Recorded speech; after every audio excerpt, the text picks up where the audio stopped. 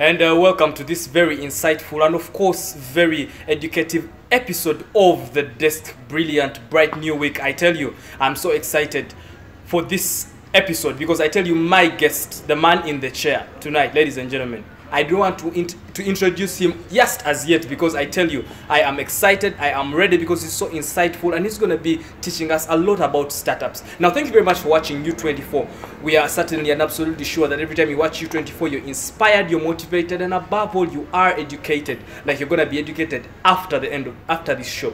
Now, thank you very much for watching The Desk. This is a show that we are certainly and absolutely sure is going to impact the entire overview of the political, the social, and above all, economic atmosphere of this country and the East African region as a whole. Now, like I always say, I can forget where I am, I can forget what I'm putting on, I can forget who I'm with, but I can never forget one aspect, that now more than ever, I'm Shadrach Shagaf Kisame. Now, are you there and you're into startup? Are you a musician? Are you an upcoming musician? Do you want to get on top of your game? Now, I tell you, we are shooting 3 birds with 1 stone. The man in the chair, he has breathed a lot of life into startups. He has helped a lot of startups get capital. And he is also the co-founder for a very popular app called Feza, where musicians are embraced, they are harnessed, and they are made into what they want to be, from production to management and to getting them actual gigs.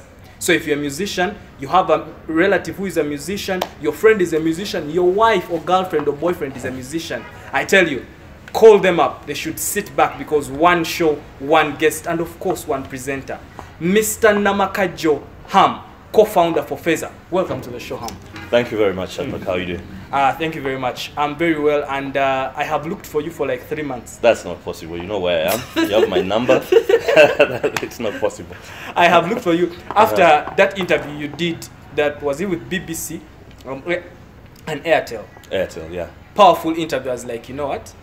These are the because you see, Ham, this is a solvency kind of platform where we have a huge following of the youth, and they get on here just to get solutions in the different avenues they do. Yeah, like actually the other week I had, you know, Moste, our friend, the DJ guy. Yeah, he came here and he was giving tips to DJs. Yeah. So it's for everybody. Yeah. So now for you in particular, I'm excited because 1, you're very good with startups. Yeah. You've helped them capture value. You've even helped others get capital. I remember one time you were a judge at Seed Stars. Yeah, so you've given tips to a lot of startups. And 2, you deal with artists. We have a lot of artists coming up, but these kids actually don't know what to do. And now for you, you're professional, your app is professional, and you get people where they want to get. So I'm excited to have you. Thank you very much. That's very kind of you. Okay, so first things first. Yeah. Are you a family man? Yeah, definitely. I'm married to a very beautiful lady called Sandra, and I have a son called Damien. Yeah, that sounds very good. Would you advise young men like us to get married quickly, or times are tough? I think everyone has their own journey. You definitely need to do it when you're ready. There's no point in rushing yourself and then making mistakes. So, I mean, you'll feel it within you when you're ready to do that. So, yeah, everyone has their own journey. Take your time. Okay, I'm going to take my time. You know, I have some intellectuals who sit there and they're like, Shadrach, you're ready. And in my head, I'm like, guys, not yet. Yeah, they can't know. It's only you who knows. It's only me who can know. Yes. All right, Ham. Startups. We have, you know, like it is written, statistics has it, Uganda is the most enterprising country in the world. Yeah. But these startups actually never see their first birthday. They never thrive, really. What are the tips, the fundamentals for having a startup and its sustainability? How sustainable? How can youths out there make it sustainable? That's a very broad question. However, to make your startup sustainable, you unfortunately in this part of the world, it's not the way you know the startup legends, the stories of legend, where you go to an investor and write down your idea on a napkin and then you're given funding. In this part of the world, you actually have to show revenues very early on in your startup. It's not enough that you're amassing a number of users. You have to have a path to revenues, and your revenues need to be growing. And within a very short time also, people are going to start asking you about your unit economics, right? Is, you know, how's the cost of acquiring every new customer and the cost of servicing them versus the lifetime value of the, you know, of the customer. The first 2 have to be greater than the last. So unfortunately here it is, you have to basically go slowly, but keep on that revenue hunt and keep growing, and then you're ready to sit in front of an institutional investor, an angel investor, and have a conversation with them. Yes. Okay. How now? Before we actually get to the investor part, what tips, like specifically, if Shadrach, I have a startup, what tips specifically can you give me for me to be able to acquire capital? I think that the easiest place to get capital is usually your friends and family, and it's very telling if your friends, forget about friends, if your family does not really believe in you to give you a little dime. And sometimes it's that they can't, but the easiest place really is your friends and family, people who know you very well and believe in you, and they say, this person's vision, we can see them implementing it. So they'll give you some small capital which will help you get certain results, and then on top of that you can start going to pitches, deeper pockets until you get to a point where you can speak with either angel investors or institutional investors like venture capital. You see, now Ham, you're talking family, you're talking of good, well-off families. We have people down there, because I moved down to streets, and kids are brilliant, they are brilliant, but they don't even have, the family also can't give them 1 million shillings. How can you face such a challenge? It's tough, and it's really rough, both for people who are from well-off families and also from not so well-off families. I think the first thing, if you cannot amass capital, then try and get employed. It's entrepreneurship doesn't need to be jumped in straight away by everyone. So go get employed. Save some cash, save some bounty that will help you start your startup. And I'd advise you to start get employment in the area where you want to do your startup, because there's a lot of learning that you're going to have by working in an organization that's in the area that you are planning to do your startup in. Oh, that is actually very insightful. You get employed where you want to own. Yeah, that's important. Okay, now Ham, let's go for a short break. When we come back, we'll go into credit unworthiness of the youth, still same problem after the short break. Now, do not go away. We are still on this very insightful but above all educative episode of The Desk. We are with Mr. Ham Namakajo, co-founder for Feza. Now, do not go away.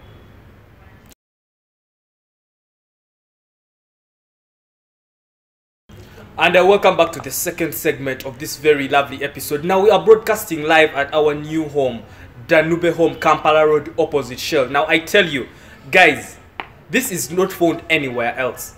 Up to 20% discount. You see this couch I'm sitting on? Up to 20%. Everything from homeware, kitchenware, and gardening.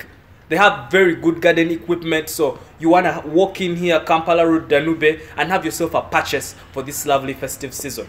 Now we are still broadcasting here at Danube Home, U24, KPD U24, same presenter, same show, same time. Now a lot of people actually miss the repeat. The repeat is tomorrow at 10 a.m.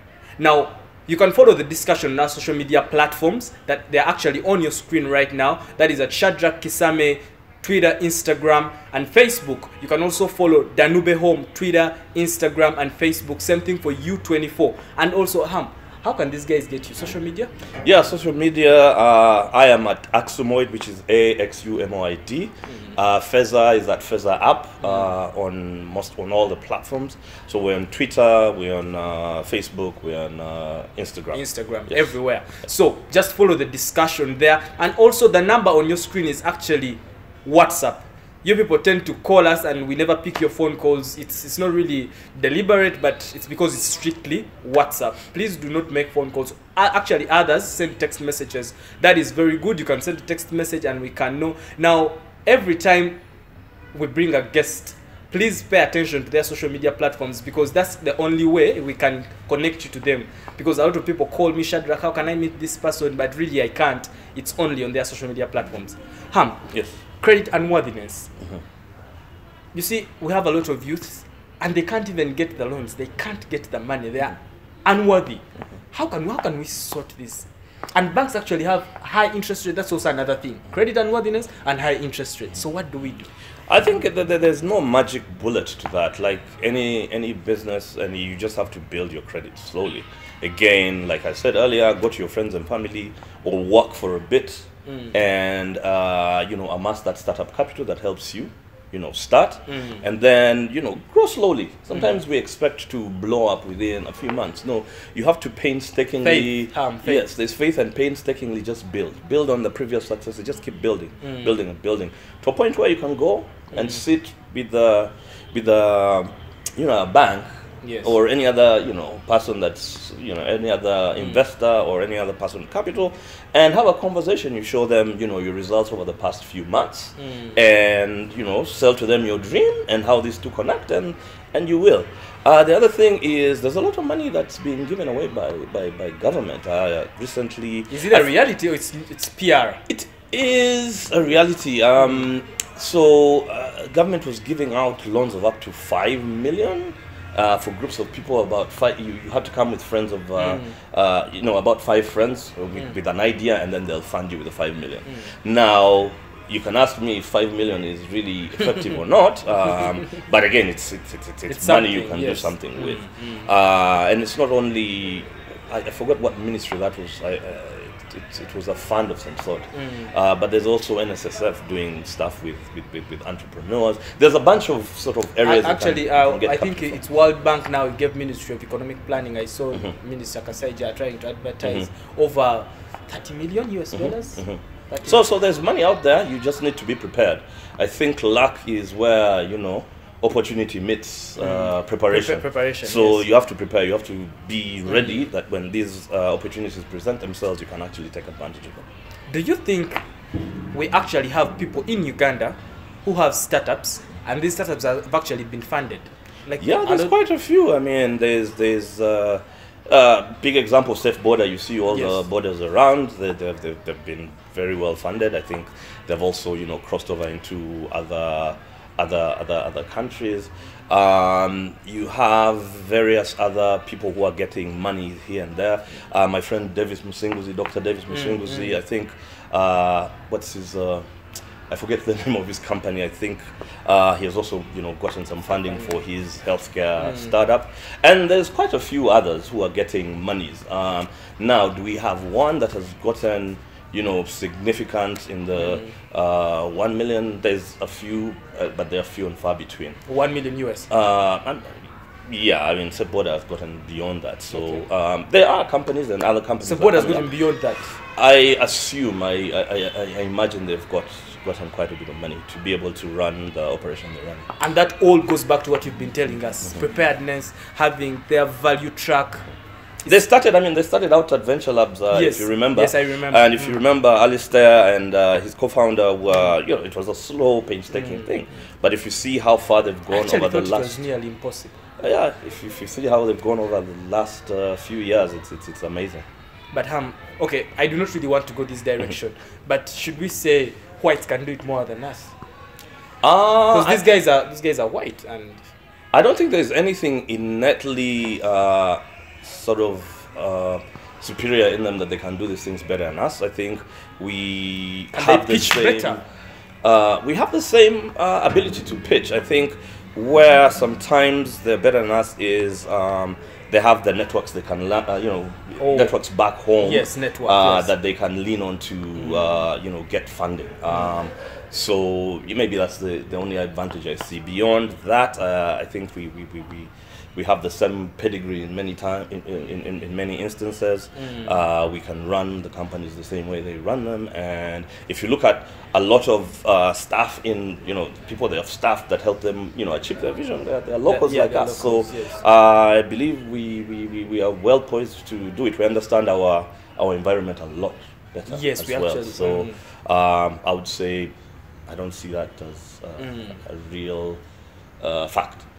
So do you think a youth out there, black like me, black like you, Ugandan, they've hustled the streets of Kampala, can actually pitch and get, let's just say $500,000 US?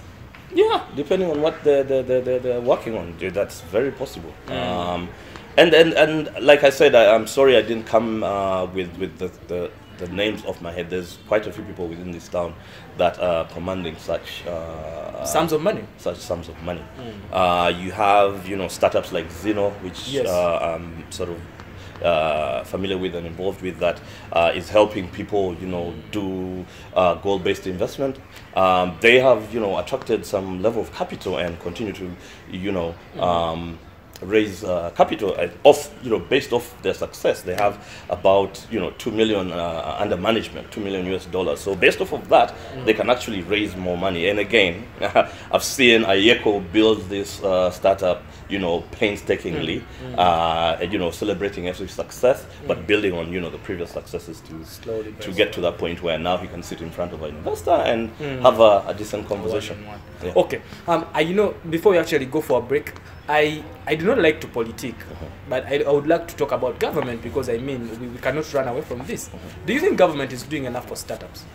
I think they've honestly speaking. Yeah, I think they've done quite a bit. Like I said, there's all sorts of funds that have been put up to help the youth.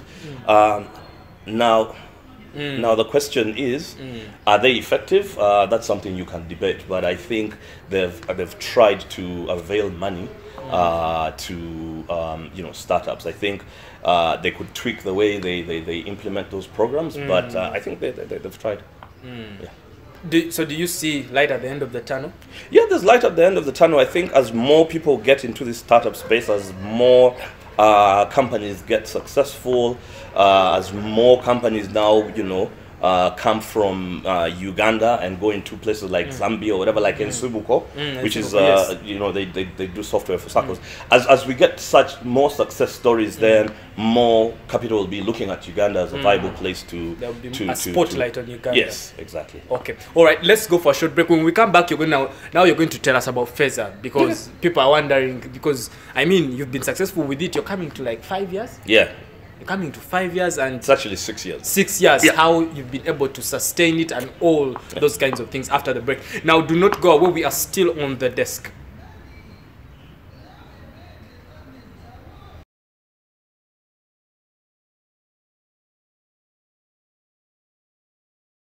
And guess what? We are still on the desk, not yet left. Although this is the last segment of this very educative episode of the desk, where we are talking startup life. Now, I tell you, Ugandans, you're so enthusiastic about starting, but you'll never sustain what you have started. And this all goes to the youth. I tell you, I just can't get over it. We start, we fail, we pick up ourselves again, we start, we fail, until we give up. That's why I keep bringing people to tell you the different strategies they've used to sustain what they've started. Now remember, we're still broadcasting live at Danube Home, and guess what? Up to 20% off. Walk in Danube, and then you'll get whatever you want for this festive season. We are still with Mr. Namakajo Ham, co-founder Feza. Talking about Feza, yeah, how have you been able to walk this journey? 5 years, you're coming to 6 years. Yeah, it's been interesting. You know, it's the same. So the reason we started, you know, me and my co-founder Elijah Chitaka used to work for Google. How is Elijah, by the way? Elijah's doing well. Long time. He's around, still pushing. Yeah. So we started Feza while we were at Google. We, you know, between the two of us, you know, launched YouTube in about 6 countries, and the common thing we found was there was so much talent, but a lot of this talent was struggling. And we're like, if you have, by some draw of luck, you know, some innate ability to do a certain thing, that talent, you should be able to monetize it. So we started off by, you know, creating a crowdfunding platform for musicians. Okay. So what we'd do, we'd have a musician put up a video, put it up online, and then using social media and all that, promote that page and help them, you know, push into raise the money. audience. However, I think we're ahead of our time, so it took quite a bit of effort both on our side and the artist side to really even, you know, raise $1,000, which is the typical amount people were trying to raise. So what tended to happen? What would the musicians have to do on their end? They have to push it as well. They have to push their page. They have to talk to their family and friends. It's the same sort of kakuyege you have to do for anything in life. Yes. You have to really push. So what happened was people kept seeing these guys playing the guitar, saxophone, like Michael Chitanda. They're like, that guy looks very talented. Can I book him for my event? Or off your platform? Yeah, off that platform at the time, the crowdfunding platform. Yes. So a few times we sent these, you know, people towards the artists until there was a light bulb moment when, like, if our mission was to help these guys, you know, create sustainable incomes for themselves by removing that startup capital hurdle. Yes. By getting them more gigs, will be, you know, fulfilling the same, or, you know, going, you know, with the same mission. Yes. So we pivoted to a bookings platform, and we have been booking, you know, we had signed up about 200 artists between Kampala and Kenya. And Oh, so you even go in Kenya? yes, we have a presence in Kenya.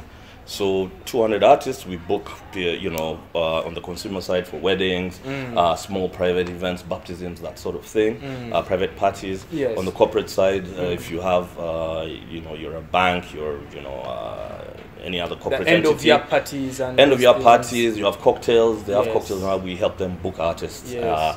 And we remove that, you know, sort of trust factor between the end user and the artist. the artist, we yeah. act, so we act as extra.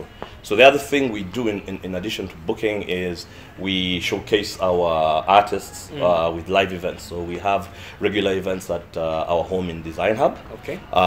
So these are events where if you sign on to Feza, you'll come and have a show of your own, and, you know, get to be known by potential bookers in the audience. By the, before you actually go further, Yeah. how much frictionless has it been for you to meet that booking thing? Because actually you hear in the news and the tabloids, these artists took money and they didn't show up. Yeah. How frictionless has it been? So I mean, there's nothing that comes, you know, easy, but we have been very deliberate and careful in who we work with, and from you know, experience, the people we've been working with have been, you know, the way we structure our contracts and everything Yes. forces, you know, the artists into certain behavior, and people get to learn what we're about, how we work, and usually it becomes very smooth. And that's why we get a lot of customers, both consumers with weddings and corporates, Customer you know, security. booking through us, because the headache of dealing directly with The artists. with the logistics for the artists and all that is taken away from them, and we bear that. Yeah. Because I mean, it's been a nightmare. It's been a headache. Now, for you who is out there and you can't get to one artist, Feza is there. Just go to Facebook, look for the Feza app, and you can book through them. Now, that is the start. That's what you do. There's How- still more we do, but we'll Okay. talk about it. Okay. So the other thing we do is we are an analytics company. So we do intelligence for both musicians and brands. So we monitor musicians' music on the various radio stations across the country, and we can give them statistics on their airplay, Yes. on the interest, how many people come onto the app looking for them, that's basically- their pricing, how they, you know, priced in comparison to their peers, and that's on. So we give them a lot of data they can use to run themselves as businesses. And for brands, we monitor their ads on, you know, the various radio stations. You know, big brands will, you know, typically spend, say, 100 million on one of the radio stations, say Capital, Yes. and they need to know that they're getting value for money. They Yes, need an yes. independent party to say, yeah, these people played the ad at the time you paid Yes. them and in the frequency we paid them, and we provide that service for them. Actually, before I even asked about the brands and everything, you have hundreds of artists. You have all of them on paper, contract signed and everything? No, so sign up is free. Again, we want it to be frictionless. Okay. So the point we actually contract is when there's a request for a gig for you. When we are signing you up for a gig, someone has come, we've shortlisted maybe 4 artists, and the customer has picked you. Then we'll send through a contract to yourself. We'll send a contract to the customer, and, you know, get payment upfront from the customer, so that, and hold it so that you know your money is there. Yes. And then once you fulfill your side of the contract, we pay out. So both sides are protected. Okay. By us sitting in the middle. Yes, Yeah. yes. So what does it take on getting, because I mean there are those artists that I always see personally on Facebook and they are performing, and are there conditions for the sieving? How do you do that, or anyone can just jump on board? No, anyone who has the talent and thinks we can help, we can add value to them, is welcome to join the platform. So yeah, we have you know, artists across the spectrum, from your A-listers to, you know, the middle tier, to people who are just starting out and are hungry, and they want someone to help them achieve their dreams. What's your message to artists out there who want to get gigs? Join a place like Feza. Record some music. Okay. A lot of artists are doing covers. People who are starting out do a lot of covers, and it's good, starting out as a musician doing covers. But then that limits the types of places we can actually book you. So you're doing covers, we'll take you for weddings and that sort of thing. But if, say, we have festivals that we are booking people in, for example, Sauti za Busara, next year we're taking Yvonne, and what's her name? Apio Moro.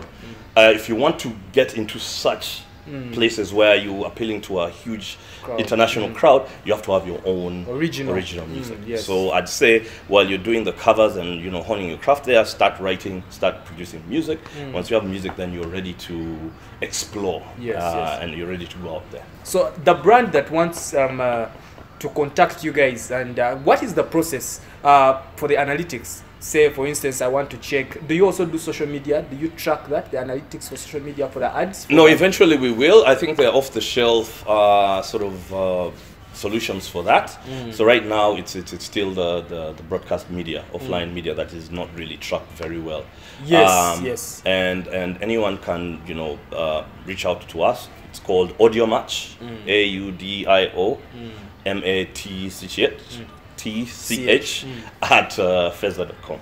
Audio Match at Feza.com. And for the brands that want to track analytics. Yes, the brands and artists that want to get that sort of analytics. Yes, even artists. Yes. Oh, okay. As we can never say everything, but at least when we have a chit chat and have solutions for some of these things, it's better than nothing. Yeah. So as we wrap it up, would you really advise your son to join music, or would you want him to be a doctor? I think with the way things are going in Uganda, and now you guys are taking it to the next professional levels, because I want to be honest with you, musicians were really tagged rascals, miscreants, and but with the way you're changing it, making it professional, the background of the musicians has also really been appealing, but with how things are going, would you advise your son? I think I'd sort of nurture whatever it is that my son is into. If he's into sports, I'd try to nurture that. If he's into music, I'll try to nurture that. If he's into, engineering stuff at a very early age, I'd help him, get into that. So it's not that I'd push my son in a particular direction. My job as a father, our job as parents is to help nurture the kids' gifts. Having said that, I think music is, as you know, a very viable profession right now. Gone are the days where our local musicians at least couldn't make money, and I think the reasons the parents at that point were trying to push you away from music, it was very hard to make a living out of the music. However, now times have changed. The avenues for making money, concerts, streaming, and that sort of thing have increased, and it's a very viable profession. So I'd really encourage people, if you have a talent, you have a dream of being, that superstar, that musician, I think go for it. Go for it. Go for it. Thank you very much, Ham. It's a wrap. Thank you. It's worth it. I've looked for you for these months, and it's worth it. Thank you very much. I hope I've been able to be insightful for your viewers. The viewers and the following. Now, thank you very much for watching The Desk. I tell you, always keep yourself on the desk, because it is where we have solutions for everything. Musicians, you've been talked to. Startups, you've been talked to. I tell you, we do not restrict, like Ham has told you. Fathers, do not, can you imagine how I went to paramedical school? That's good. That's good. I've never worked. Well, were you interested? Were you just sent to school there, or you were very interested in it? I wasn't, but young brilliant boy who can do biology. And But now you're pursuing media, your whatever. And by the way, we've been talking about startups, and it's out there like a huge concept. What you're doing is typical startup. Yes. You had a dream about putting a concept out there. You're doing it. Yes. I don't know if you're profitable, but I think at some point you're just doing the hard work of grinding, putting that content out there. Eventually you can command a huge audience that becomes attractive to advertisers, and then you do even bigger things. So much as you've been asking me questions, I think yourself can answer the same questions to your viewers. And then good job on what you're doing. Thank you very much, Ham. Ham is a hard teacher. He's a tough teacher. Every time we're talking, point blank. No, Shadrach, this is not how they... attack people. You have to plan. So if he says I'm doing a good job, I'm actually doing a very good job. Now, you've been a lovely audience. Thank you very much for watching U24. We trust that every time you watch U24, you're inspired, you're motivated, and above all, you are educated, like what just happened with Mr. Namaka Ham, co-founder for Feza. Keep it U24. Our programs are still coming. Like After is a movie. Do not watch the movie that is coming up. Me myself rushing to go and watch this movie. Now, I would love to say from me and the entire U24 management, would love to say good night, would love to say adios. For God and my country, God bless Uganda.